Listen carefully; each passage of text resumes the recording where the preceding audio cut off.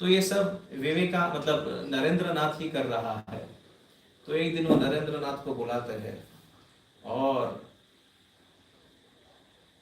हर एक चीज की एक लिमिट होती है, उसी प्रकार गुरु के एक स्पर्श मात्र से, एक शक्तिपात मात्र से उस विवेकानंद को उसी क्षण परम ज्ञान होता है। उसी क्षण जो विवेकानंद प्रत्येक आते जाते साधु का, आते जाते व्यक्ति को एक ही प्रश्न पूछते थे, हैव यू सीन गॉड? क्या तुमने भगवान को देखा है? अगर देखा है तो मुझे दिखाओ। If you have seen God show me God. तुमने भगवान को देखा है तो मुझे भगवान दिखाओ, तो ही मैं तुम्हारा शिष्य या तो ही मैं तुम्हारा शिष्यत्व प्राप्त करूंगा, तो ही मैं तुम्हें अपना गुरु मानूंगा। तो रामकृष्ण कोई साधारण पुरुष नहीं है, साक्षात परमहंस है। परमहंस का अर्थ यह है हंस। अगर हंस का उल्टा करेंगे सिद्ध परंपरा में हंस एक मंत्र है, हंस का अगर उल्टा करेंगे तो हम सोहम।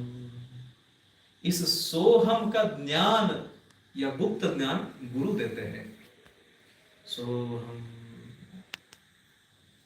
ये ज्ञान अहम, कोहम, मैं कौन हूं, अहम, सो अहम या सोहम।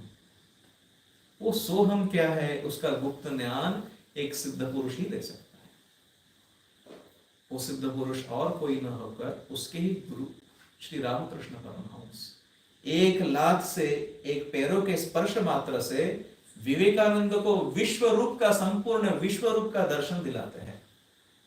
उनको काली के दर्शन चाहिए थे और तब साक्षात जगत जननी जगदम्बा जननी परमेश्वरी काली माता का दर्शन विवेकानंद देखते हैं और काली माता का अकराल विकराल महारौद्र रूप देखकर विवेकानंद बोलते हैं बस I can not see any more.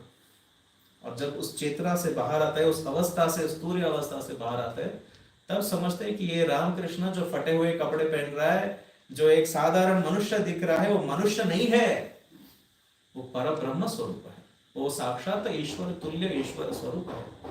शरीर को मत देखो, शरीर में अनेक प्रकार के वीकनेसेस है, शरीर में मल मूत्र वगैरह वगैरह भी है। जब आप गुरु को एक शरीर समझते हो, जब आप गुरु को एक व्यक्ति विशेष समझते हो, तब आपकी जो देखने की दृष्टि है वो क्षीण या छोटी है, निम्न मात्र है। गुरु को आप साक्षात परमेश्वर स्वरूप से ही देखो, श्रद्धा से ही देखो, तब उस श्रद्धा के बल से आपको परमेश्वर प्राप्ति होगी। आपको लगेगा अरे क्या हमारे गुरु ने ना हमको 1 करोड़ का जप बोला है, क्या मूर्ख और गुरु रहेगा इतना हमको।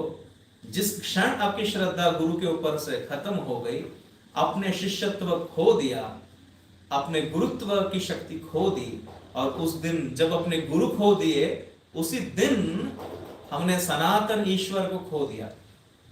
भारत में आज क्या हो रहा है, हमने गुरुओं की पूजा करना छोड़ दी। इसीलिए हम लोग स्लोली स्लोली सनातन से भी दूर हो रहे हैं। सनातन कोई रिलीजन नहीं है, कोई धर्म विशेष नहीं है, कोई मत पंथ नहीं है। सनातन उस आत्म चैतन्य का ही एक ओरिजिनल स्वरूप है, जिसको हम जीते हैं, जिसको हम प्रैक्टिकल स्वरूप में प्राप्त करने की इच्छा रखते हैं, प्रैक्टिकल स्वरूप में जिसका अनुभव करने की कोशिश करते हैं। वो चैतन्य, वो नित्य, वो आत्मा, वो परब्रह्म, वही सनातन है।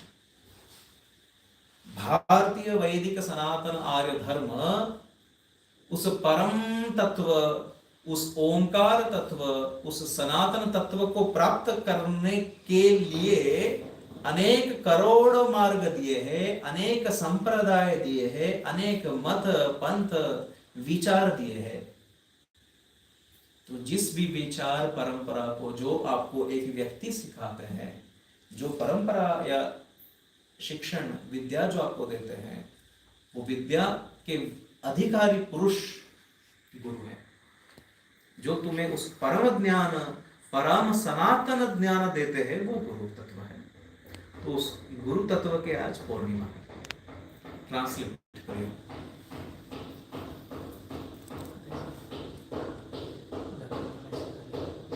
तेरे को मैं नहीं सुना।